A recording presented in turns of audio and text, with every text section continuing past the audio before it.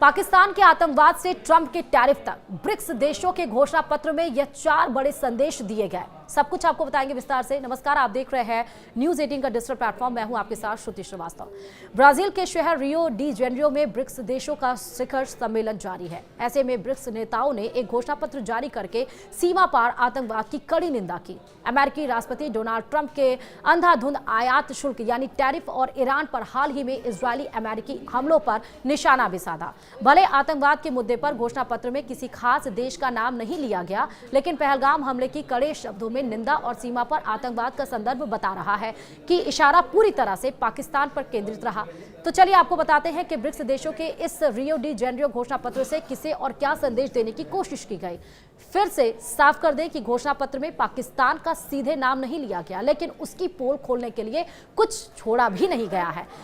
रविवार देर रात शिखर सम्मेलन में अपनाए गए रियो डी जेनेरियो घोषणा पत्र में ब्रिक्स नेताओं ने पहलगाम आतंकवादी हमले की कड़े शब्दों में निंदा की और आतंकवादियों के सीमा पार आंदोलन, आतंकवाद के वित्त पोषण और सुरक्षित पनाहगाहों सहित सभी रूपों और अभिव्यक्तियों में आतंकवाद का मुकाबला करने का आह्वान किया। ध्यान रहे कि ब्रिक्स एक प्रभावशाली समूह के रूप में उभरा है। इसमें दुनिया की 11 प्रमुख उभरती अर्थव्यवस्थाओं वाले देश शामिल हैं। इसमें चीन भी शामिल है और ऐसे में यह तो संभव नहीं था कि वह आतंकवाद की आलोचना करते घोषणा पत्र में अपने करीबी यार पाकिस्तान का नाम आने देता।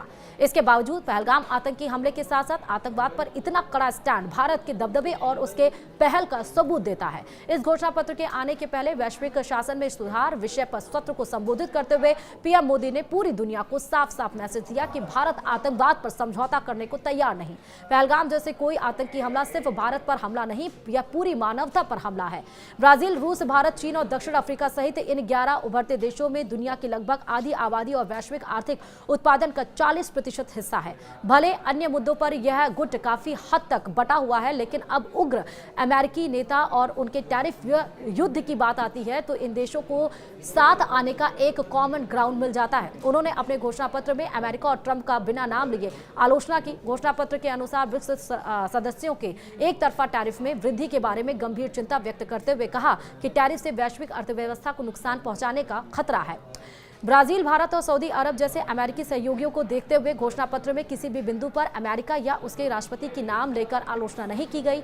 हालांकि ब्रिक्स के घोषणा पत्र को देखते हुए ट्रंप ने भी धमकी दी है। ट्रंप का कहना है कि जो देश ब्रिक्स की अमेरिकी विरोधी नीतियों के साथ तालमेल बैठाएंगे उन पर अतिरिक्त 10% टैरिफ लगेगा। ट्रंप ने ट्रुथ सोशल पर एक पोस्ट में कहा, ब्रिक्स की अमेरिकी विरोधी नीतियों के साथ खुद को जोड़ने वाले किसी भी देश पर अतिरिक्त 10% टैरिफ लगाया जाएगा। इस नीति में कोई अपवाद नहीं होगा। इस मामले पर आपका ध्यान देने के लिए धन्यवाद। वहीं अमेरिकी राष्ट्रपति ट्रंप एकाएक अपने फैसले से दुनिया को चौंकाने की वजह से इन दिनों ज्यादा चर्चा में रहते हैं। उन्होंने सत्ता में आने के बाद से ही एक के बाद एक ऐसे फैसले लिए जिनका असर ग्लोबल इकोनॉमी पर देखने को मिला। उन्होंने 2 अप्रैल 2025 को पूरी दुनिया को पहले टैरिफ की जद में झोंक दिया। हालांकि बात भारत सहित अन्य देशों को 9 जुलाई तक डील करने की मोहलत दी गई है।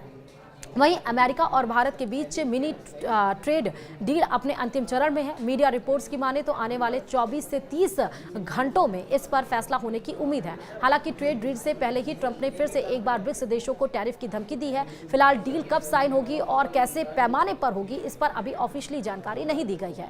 वहीं ब्रिक्स ने इजरायल और अमेरिका द्वारा परमाणु और अन्य टारगेट पर किए गए सैन्य हमलों की निंदा करते हुए साथ ही सदस्य ईरान के लिए समर्थन भी दिखाया। 2 दशक पहले तेजी से बढ़ती अर्थव्यवस्थाओं के लिए एक मंच के रूप में कल्पना की गई ब्रिक्स को अमेरिका और पश्चिमी यूरोपीय शक्ति के खिलाफ काउंटर बैलेंस के रूप में देखा जाने लगा है। लेकिन जैसे जैसे समूह का विस्तार हुआ और इसमें ईरान, सऊदी अरब और अन्य देश शामिल हो गए, ऐसे में ब्रिक्स को गाजा युद्ध से लेकर अमेरिकी वैश्विक प्रभुत्व को चुनौती देने तक के मुद्दे पर सार्थक सहमति तक पहुंचने के लिए संघर्ष करना पड़ रहा है।